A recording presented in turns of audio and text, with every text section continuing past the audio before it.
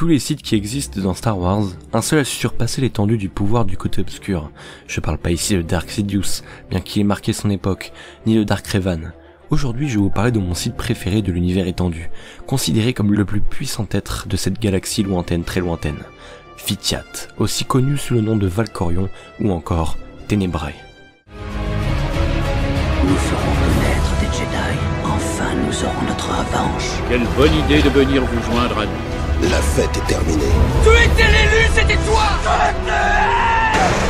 Allez Chico, on fait la gauche. Il faut bien que je vous sanctifie. Je te décèderai pas. Non. Laissez pas. Fais-le. Ou ne le fais pas. Et il n'y a pas d'issue. C'est un piège. Dis à ta sœur que tu avais raison.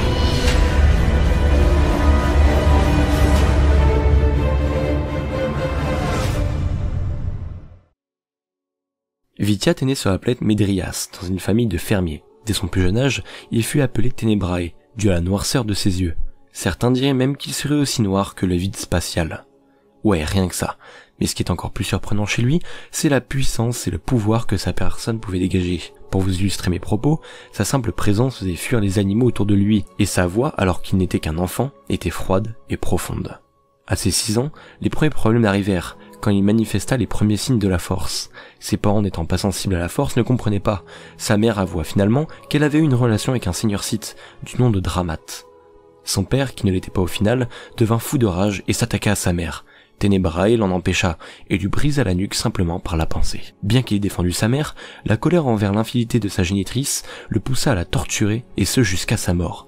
Par la suite, il prit les commandes de son village et les fit tous prosterner devant lui, tuant même ceux qui refusaient de se soumettre. Tout ça alors qu'il n'avait juste que 10 ans, c'est juste énorme. Son pouvoir et son influence se développa à un point que son père, le seigneur Dramat, en ait eu l'écho, et décida d'y aller voir par lui-même, et pourquoi pas faire de son rejeton son servant. Mais pour Tenebrae, l'idée de devenir servant ne lui effleura même pas l'esprit, et s'attaqua à Dramat, le détruisant de l'intérieur, en exfiltrant la totalité de son pouvoir. À 13 ans, il conquit la totalité de sa planète natale, et décida de voir plus grand et devenir Sith à son tour.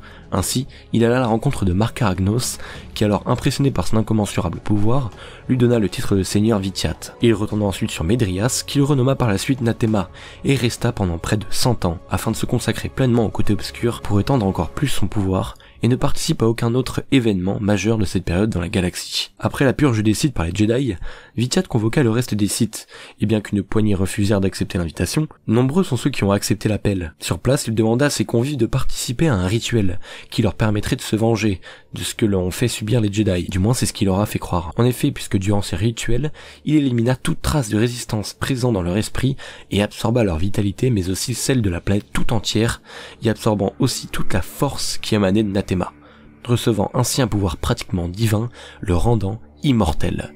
Mais maintenant qu'il était devenu puissant, il lui fallait étendre son pouvoir, et pour cela il fallait des fidèles. De ce fait, Vitiat alla à la rencontre des Sith restants, leur faisant croire que c'étaient les Jedi qui avaient ravagé sa planète, et donc qu'ils étaient dotés d'une grande puissance.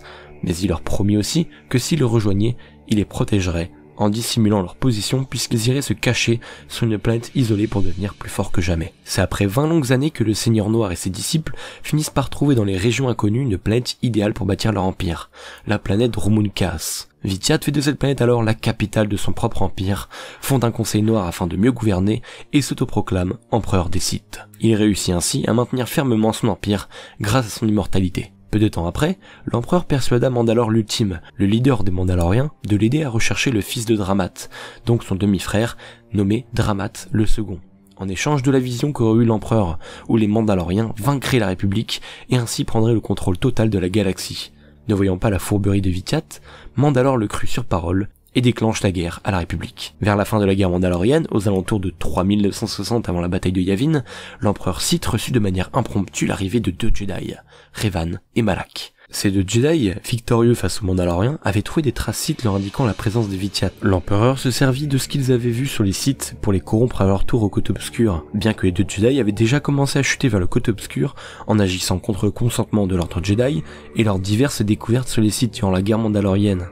Les Jedi jurèrent leur fidélité à l'empereur et partirent aussitôt préparer la suite du plan de leur nouveau maître. Et c'est alors 1 an plus tard, en 3959 avant la bataille de Yavin, que Dark Revan et Dark Malak déclarèrent la guerre civile des Jedi. Mais Revan, qui était un être bien plus puissant dans la force que les autres pantins de Vityat, décida à l'aide de son disciple Dark Malak de partir à la conquête de la Forge Stellaire pour éviter la victoire de l'Empire Sith. Fort heureusement pour l'empereur, Dark Malak trahissa Revan, qui devint par la suite de nouveau un Jedi. Revan, épaulé de Bastila, réussira plus tard à vaincre Malak, ainsi que la Forge Stellaire afin de préserver la paix dans la galaxie. Suite à la trahison de Malak, Revan avait été récupéré par les Jedi et son esprit avait été reprogrammé, afin qu'il oublie son vécu de Sith. Cependant, sa mémoire lui revenait par morceaux, et se souvint qu'une grande menace était encore présente, et qu'il s'agissait bien évidemment de l'empereur Vityat. Revan partit alors accompagné de son fidèle acolyte, le droïde T3M4, à la recherche de l'empereur sur sa planète natale Nathema, mais il fut stoppé net sur place par deux Sith sous le joug de Vityat, nommés Dark Nyriss et Dark Scourge. Les Sith l'emmenèrent dans une cellule sur Dromund Kaas pour de longues années d'emprisonnement. Un jour, une Jedi du nom de Metra Tsorik eut vent de la disparition de ce certain Revan et décida de le retrouver, grâce notamment au droïde de Revan T3M4, qui lui avait échappé au Sith. Le Seigneur Scourge, voyant l'empereur des ambitions trop débordantes, et doutait des directives qu'il pouvait apporter. Et c'est lors de sa rencontre avec Mitra qu'il bascula totalement dans l'optique de mettre un terme aux agissements de l'empereur. Pour ce faire, Scourge dénonce l'autre Sith qui avait mis en cellule Revan, Dark Nyriss donc, pour trahison. L'empereur décida d'exécuter Nyriss, mais aussi tous les membres du Conseil Noir, pour éviter le moindre signe de trahison. Une méthode donc très radicale, qui conformait Scourge à l'idée de se retourner contre Vityat. Mitra Tsorik libère Revan et partit aussitôt affronter l'empereur, épaulé de Scourge et de T3.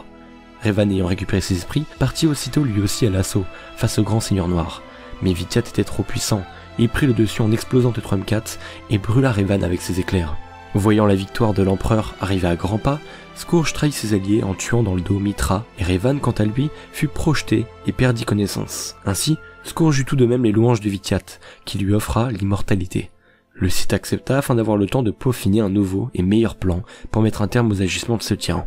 Revan fut quant à lui de nouveau emprisonné, cette fois sur la prison de Maelstrom, surveillé régulièrement par l'empereur, qui usa de sorcellerie Sith pour avoir le contrôle de son esprit. Ce qui est intéressant ici, c'est que l'empereur était allé jusqu'à lier son esprit au sien, persuadé que Revan allait lui être encore très utile. Malgré tout, et grâce à l'aide de Mitra Tsorik, le Jedi réussit à influencer lui aussi son esprit, mais de manière légère. 300 ans après ces événements, l'empereur sortit de l'ombre et attaqua la République. Durant cette guerre, l'Empire Sith réussit à conquérir pas loin de la moitié de la galaxie, ce qui est énorme. Les Jedi, refusant d'agir, se firent attaquer eux et leur planète capitale Coruscant. C'est ainsi, et grâce notamment au seigneur Dark Malgus, qu'arriva le sac de Coruscant, se traduisant par la destruction du temple Jedi, puis le traité de paix de Coruscant, qui marque la fin de la guerre, mais le début de ce que l'on va appeler la guerre froide opposant les Sith à la République galactique. La guerre étant terminée, l'empereur laisse le contrôle de son empire au Conseil Noir, afin qu'il puisse passer plus de temps à apprendre d'autres pouvoirs et maîtrise Sith. Pendant ce temps-là, Vityat forma ce qu'il appellera les enfants de l'empereur, étant des personnes totalement soumises à sa volonté.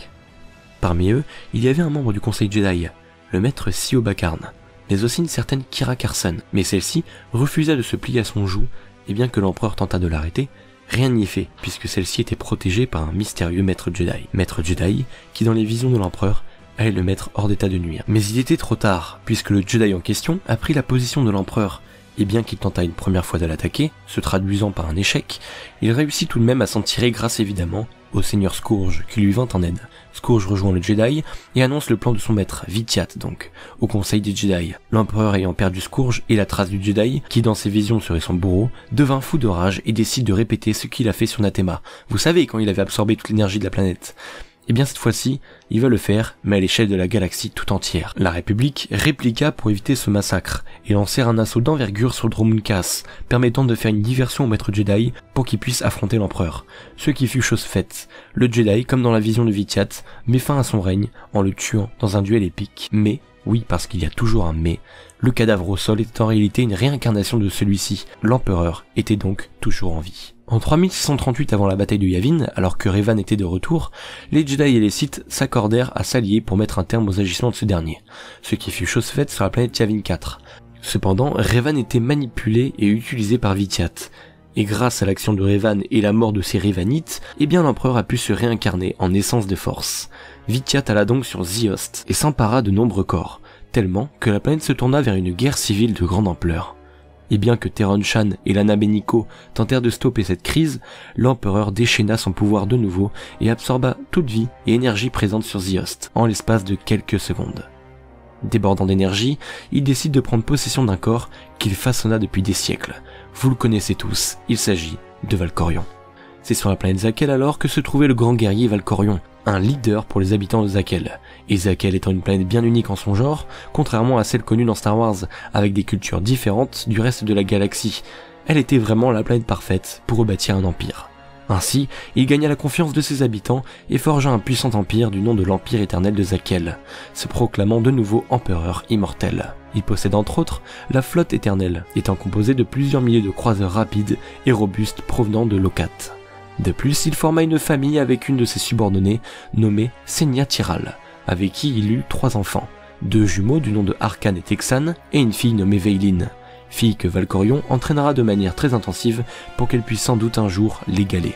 Cependant, les événements basculèrent du tout au tout suite à l'arrivée de Darkmar, capturé par les jumeaux l'ayant trouvé dans un système proche de Zakel.